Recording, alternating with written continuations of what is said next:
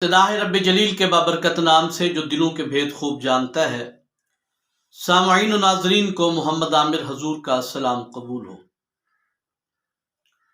दोस्तान ग्रामी कदर, अजाब कब्र के मुतालिक एक इंतहाई खौफनाक और होश रुबा वाकया आप दोस्तों की खिदमत में पेश कर रहा हूँ। उम्मीद है कि इस वाक्य को सुनने के बाद हमारे दिल में गुनाहों की नफरत पैदा होगी और नेक आमाल सालिह इख्तियार करने का शौक पैदा होगा। आइए वीडियो का बाकायदा आगाज करते हैं। हजरत अब्दुल मोमिन बिन अब्दुल्ला रहमतुल्लाह ताला अलैह बहुत ही मशहूर और मारूफ वली कामिल गुजरे।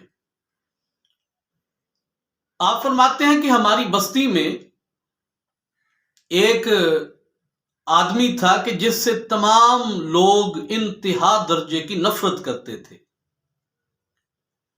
उस आदमी से नफरत करने की वजह उसका पेशा या उसके आमाल या उसके करतूत कह लें, क्योंकि वो कफन चोर था और करीब के सारे देहातों के जो कब्रिस्तान थे वो निगाह रखता था कि जो आदमी फौत होके उसे दफन करके आते थे, 1 या 2 दिन के बाद वो उस कब्र में से जाके कफन निकाल के बेच दिया करता था। हजरत अब्दुल मोमिन फरमाते हैं कि फिर कुछ अरसे बाद ऐसा हुआ कि उसने नमाजें पढ़ना शुरू कर दी, नेक अमाल करने शुरू कर दिए। ऐसा लगा कि उसने सच्चे दिल से तौबा कर ली है। और फिर यह भी देखने में आया कि अब उसने कब्रों को खोल के उसमें से कफन चुराना भी छोड़ दिया। काफी साल बाद अब आहिस्ता आहिस्ता ऐसा हुआ कि लोगों के दिलों में इसकी इबादत की कसरत की वजह से इज्जत बढ़ने लगी। हजरत अब्दुल मोमिन बिन अब्दुल्ला रहमतुल्लाह ताला अलैह फरमाते हैं कि इस कफन चोर, जो पुराना कफन चोर था, इस आदमी की मेरे साथ मुलाकात हुई। तो मैंने उससे पूछा कि पुरानी जिंदगी का, कफन चोरी जब तुम किया करते थे, उस जिंदगी का कोई ऐसा वाकया सुनाओ कि जिससे हमारे दिल में भी खौफ खुदा पैदा हो सके। हजरत अब्दुल मोमिन फरमाते हैं कि उस आदमी ने, उस कफन चोर ने जो वाकया सुनाया और ये वाकया उसके तौबा का सबब बना। फरमाते हैं ऐसा वाकया कि जिसे सुनने के बाद जिस्म के रोंगटे खड़े हो जाए। वही वाकया हजरत अब्दुल मोमिन बिन अब्दुल्ला अपने लफ्जों में बयान करते हैं।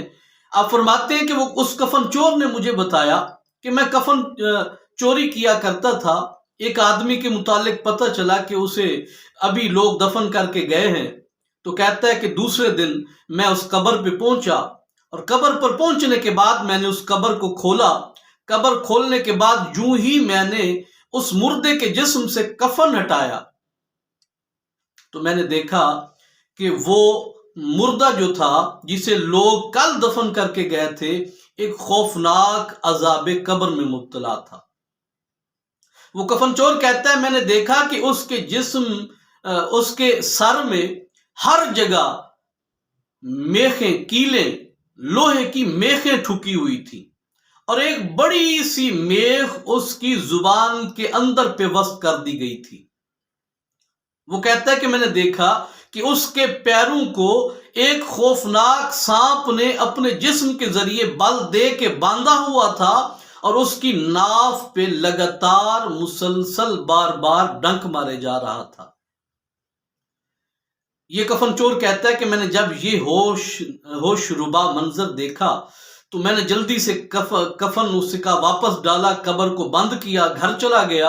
और इस होश रुबा मंजर को देखने की वजह से, दहशत की वजह से कई दिन तक मैं मुसलसल बीमारी की हालत में रहा। ऐसा लगता था कि मैं मर जाऊंगा, लेकिन अल्लाह का करम हुआ कि अल्लाह पाक ने मुझे तौबा की तौफीक दी और मैंने सच्चे दिल के साथ तौबा की, अपने पुराने गुनाहों की माफी मांगी और आज तक रो रो के अल्लाह पाक से माफी मांगता हूं।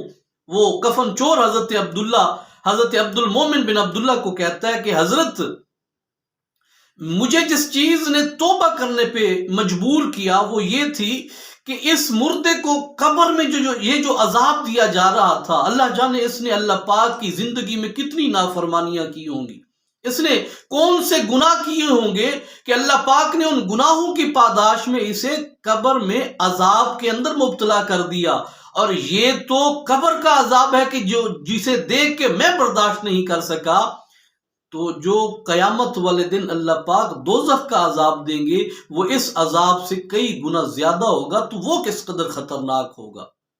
تو میں نے جب یہ بات سوچی، سچے دل کے ساتھ توبہ کی، اور توبہ کرنے کے بعد میں نے نیکی کرنی شروع کر دی، اعمال صالح کو اختیار کر لیا۔ پیارے دوستو، ہم جب بے اعمالی اور بد اعمالی کا شکار ہوتے ہیں، نمازیں جان بوجھ کے چھوڑ رہے ہوتے ہیں، تو ہمیں اگر کوئی کہہ دے نا کہ یار نماز پڑھا کرو، اگر نماز نہیں پڑھو گے، نیک اعمال نہیں کرو گے تو عذاب قبر میں اور اللہ پاک کے جناب عذاب کے شکار بنو گے، تو آگے سے جواب یہ آتا ہے کہ جناب اللہ پاک بڑے غفور الرحیم ہیں، اللہ پاک اپنے بندے سے 70 ماؤں سے بھی بڑھ کے پیار کرتے ہیں، تو وہ اللہ جو 70 ماؤں سے بڑھ کے پیار کرتا ہے اپنے بندے سے، وہ اپنے بندے کو کس طرح عذاب میں مبتلا کریں گے۔ یہ بات کرتے ہوئے دراصل ہم یہ بھول جاتے ہیں کہ اللہ پاک صرف غفور الرحیم نہیں ہے، اللہ پاک جبار و قہار بھی ہیں۔ اگر اللہ پاک گناہوں کی نحوست کی وجہ سے اس مندرجہ بالا واقعے میں جو عذاب بتایا گیا، عذاب قبر میں، ایسے شدید عذاب قبر میں مبتلا کرتے ہیں، تو آپ سوچئے کہ دوزخ کا عذاب کس قدر شدید ہوگا۔ پیارے دوستو، ہم مرنے کے بعد جب قبر میں پہنچے تو ہمارا سامنا اللہ پاک کی جباریت اور قہاریت سے اگر ہو گیا، تو پھر اس طرح کے دردناک عذاب سے ہمیں گزرنا پڑے گا، مبتلا ہونا پڑے گا، اور قیامت کا عذاب اس سے بھی کئی گنا زیادہ شدید ہوگا۔ تو عقل مندی کا تقاضا یہی ہے کہ ہم ایسے راستے پہ نہ چلیں کہ جس راستے پہ چل کے ہمارے پاؤں چھلنی ہو جائیں، بلکہ ایسے راستے کو اختیار کریں کہ جس راستے پہ چلنے کی برکت کی وجہ سے ہم اللہ پاک کے انعام و کرام کے حقدار ٹھہریں۔ دعا ہے اللہ پاک ہمیں نیک اعمال صالح اختیار کرنے کی توفیق عطا فرمائے۔ ویڈیو کیسی لگی اپنی رائے سے ضرور آگاہ کیجیے گا، اپنا ڈھیر سارا خیال رکھیے گا، بہت جلد دوبارہ ملیں گے، تب تک کے لیے اجازت دیجیے۔ السلام علیکم ورحمۃ اللہ وبرکاتہ۔